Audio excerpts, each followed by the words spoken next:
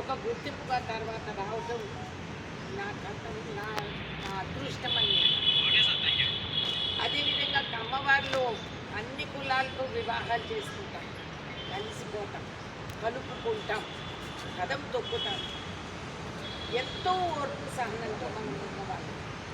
కానీ తక్కువ చూపు చూసి మనల్ని ఏదో తక్కువ చేయాలి అని ఎవరన్నా అనుకుంటే నిలబడి ఎదిరించే పౌరుషం కూడా మనకు ఉంది అని ఆ రోజుల్లో గంగా గారు, ఆ తర్వాత నందమూరి తారక రామారావు గారు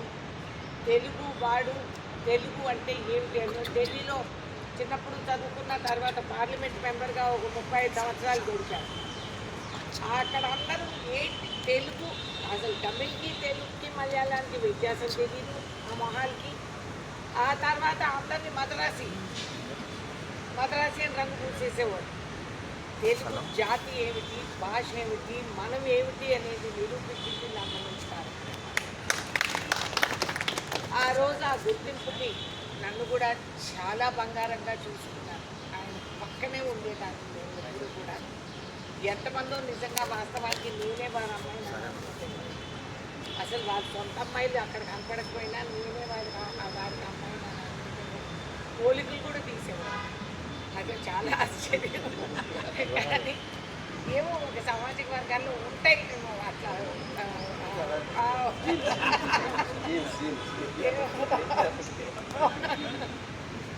ఆయన పట్టుదల మనుషులు అవన్నీ ఉండేది.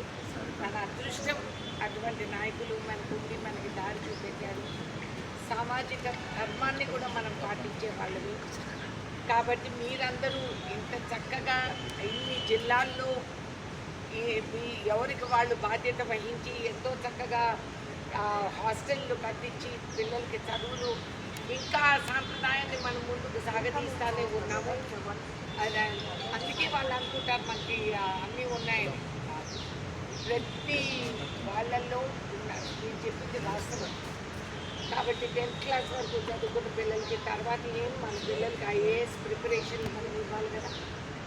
ముందు చదువులు, పై చదువులకి డాక్టర్లు, ఇంజనీర్లు అవ్వాలంటే ఇవాళ ఆర్థిక శక్తి లేదు, రైతు పరిస్థితి బాగలేదు.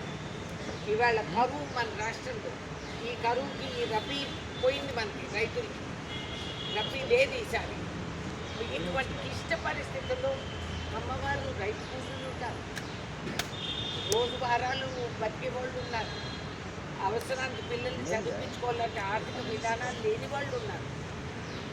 ఈ సామాజిక వర్గాన్ని మనం సరిదిద్దుకొని వాళ్ళకి కొంచెం ఆర్థిక సహాయం ఒక్కరికి ఇవ్వాలంటే ఒక కార్పొరేషన్ ఎంతైనా అవసరం.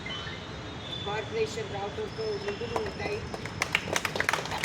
ఆ నిధుల్ని మనము పెట్టుకొని పెంచుకుంటూ ఈ పిల్లల్ని భవిష్యత్